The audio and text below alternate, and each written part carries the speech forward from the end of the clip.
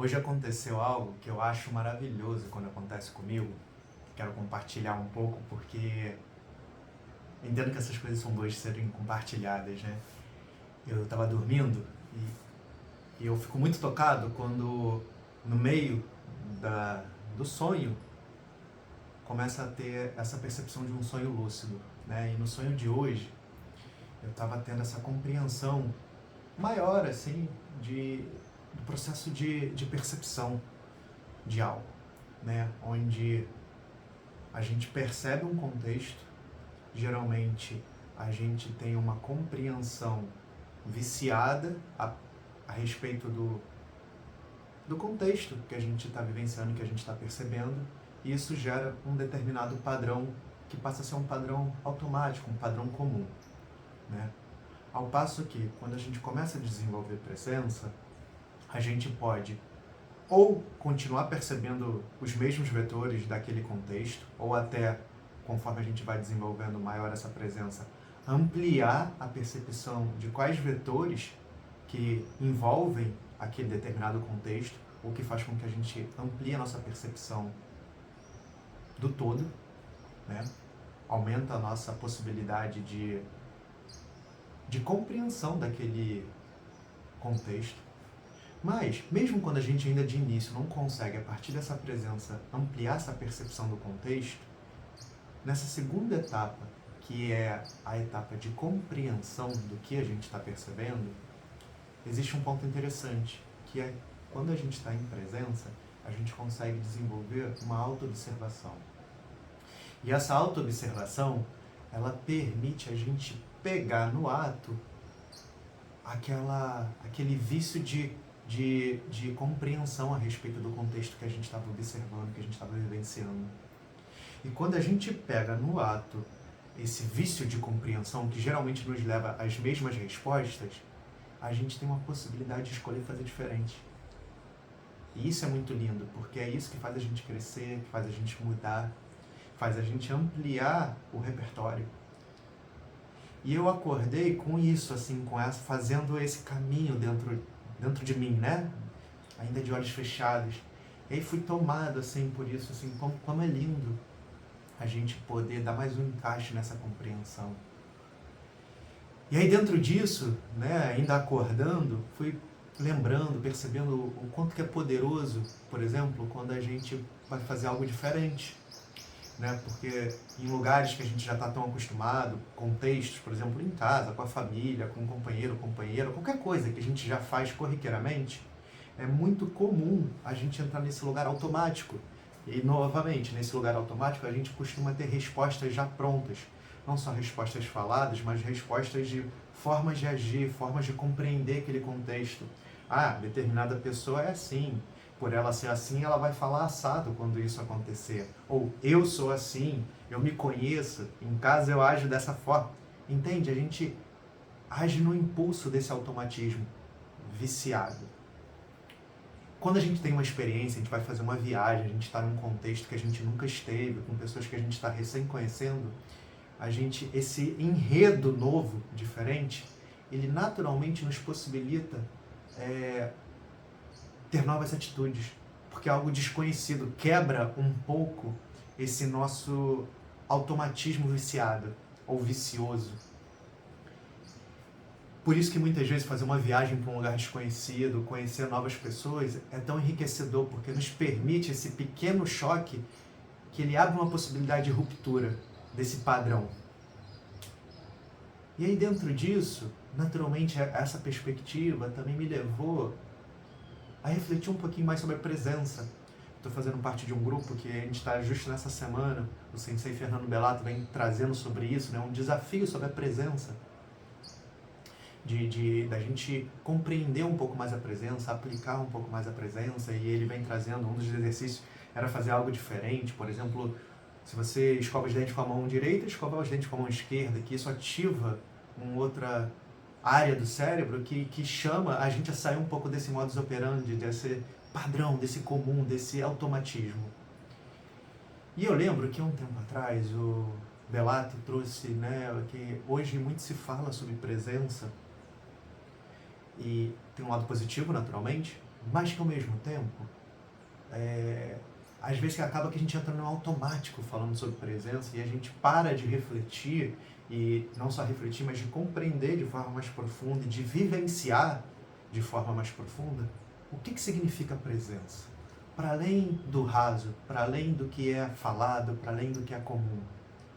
E claro que isso é uma investigação própria, né? Cada um vai, a partir da própria prática, da própria abertura para essa reflexão, vai poder entender a magnitude e a complexidade, o que tange de fato a presença.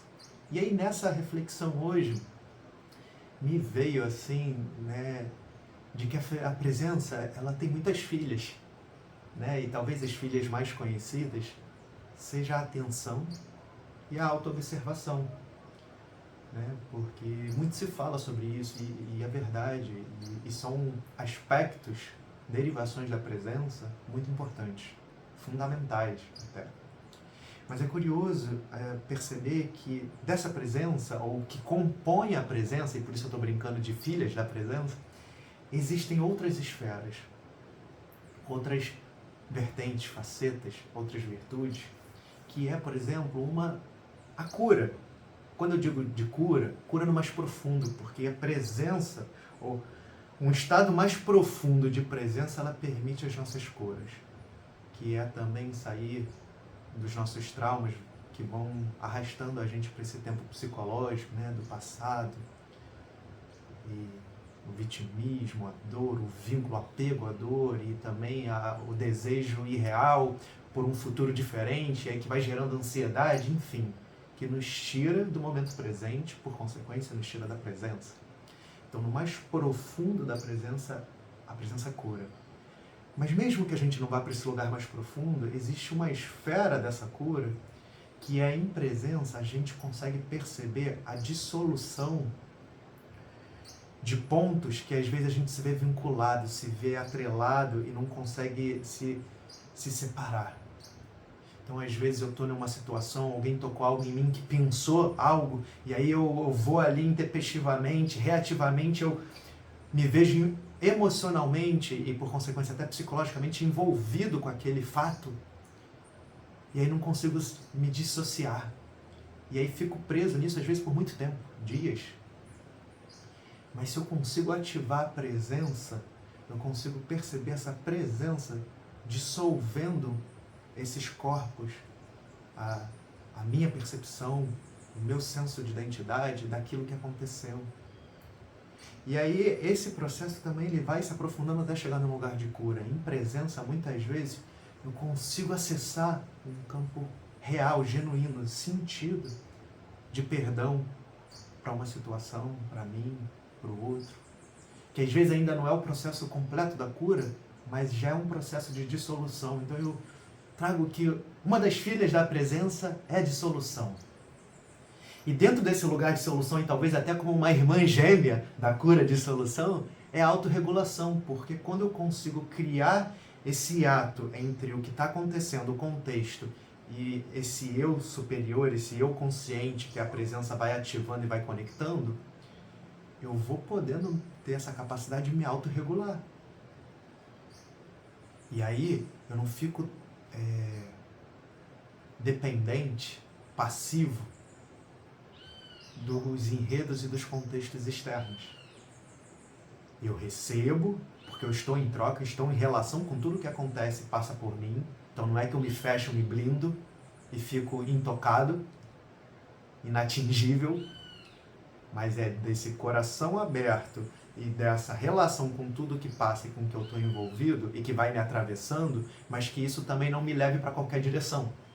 Então, a partir da presença, eu tenho essa possibilidade de me autorregular. E eu digo que essa autorregulação é a irmã gêmea da dissolução, porque esse processo de dissolução, ele ajuda na autorregulação, ele culmina na autorregulação. Ao mesmo tempo, a presença, ela possibilita uma criação e firmar uma harmonia minha comigo mesmo, e por consequência, eu em presença sou um agente ativo de criação de harmonia nos contextos em que eu estou envolvido. Então, uma outra faceta da presença é a harmonia. Mas, naturalmente, a gente vai percebendo também que estar em presença, ela possibilita uma conexão. Conexão comigo, conexão com tudo que permeia a vida. Conexão no mais profundo com a própria vida, com essa teia que é tudo permeia. Essa conexão, outro nome para ela pode ser vínculo. Em presença a gente consegue aprofundar os vínculos de cada relação que a gente tem. Eu comigo, eu com os outros, eu com o espaço em que eu estou inserido. Ao mesmo tempo, a presença também tem outra filha que é o silêncio, que é esse campo que vai surgindo de dentro para fora e que vai aquietando tudo, vai envolvendo tudo e trazendo esse lugar de conforto que também vai chegando nessa harmonia, vai gerando essa harmonia. Mas além do conforto, esse silêncio, ele vai restabelecendo o nosso sistema, vai trazendo saúde, vai possibilitando essa autorregulação, vai possibilitando essa cura, vai possibilitando ampliar a percepção do contexto, ou seja, possibilita também ampliar a autoobservação, ampliar a atenção. Outra filha da presença é o contentamento. Porque a gente vai percebendo que quando essas filhas vão se manifestando, quando a presença em si, através dessas filhas, vão se manifestando, quando a gente vai ampliando esse vínculo conosco, essa harmonia, esse silêncio, a gente vai abrindo esse espaço para sentir a vida e, naturalmente, a gente vai se tornando mais íntimo de nós, íntimo dessa força que a tudo permeia. E naturalmente vai surgindo esse contentamento, essa alegria sem causa, que na verdade tem uma causa, que é a gente se ver como expressão da vida. Em algum nível a gente está encaixado com a gente, com a nossa essência, com a nossa caminhada, com quem nós somos. Não está perdido nesse tempo psicológico, está inteiro. E aí naturalmente a gente sente essa vida pulsante e a gente fala, nossa, que beleza, que maravilha. Outra filha é a espontaneidade, porque nesse vínculo, nesse lugar de encaixe, naturalmente a gente está sendo uma expressão da vida. E ser expressão da vida é ser esse canal aberto para a espontaneidade se apresentar. E aí a gente poder expressar aquilo que está vivo na gente naquele momento. Não no passado nem no futuro, aqui agora é isso. Então outra filha da presença é a espontaneidade. Eu sei quem eu sou de verdade. Não ter medo por ser cerceado, por estar indevido, estar incorreto. Não, peraí, aqui, ó, estou conectado, estou entendendo o que está pedindo, espaço em mim para se expressar. Posso até não compreender porquê, mas estou entendendo o que está pedindo. E aí eu abro essa possibilidade. E o quanto que isso me nutre. Então, naturalmente, outra filha também da presença é a inspiração. Porque quando eu crio esse campo de silêncio, de conexão com essa força que a tudo permeia, que é a vida, em que eu estou atento ao que está pedindo para nascer, qual é o ponto, qual é a inserção que está sendo pedida para ser expressada no contexto em que eu estou, naturalmente a própria vida fala, aqui ó, é isso aqui ó, do nada, lá do fundo da minha cabeça, que não é a minha cabeça, que é do fundo dessa conexão, eu abro esse canal para que, opa, é isso aqui. E isso emerge, isso é inspiração. Muitas vezes quando a gente está nesse lugar do tempo psicológico, fritando na nossa cabeça, a gente gera tanta coisa aqui que a gente não abre espaço para que essa sabedoria possa se apresentar para a gente e depois, através da gente, se apresentar para a vida. A gente fica cheio de conteúdos, mas aqui, no cabeção, não conectado com aonde de fato tem a fonte e que traz sabedorias que a gente nem sabia que a gente poderia ser um canal de expressão.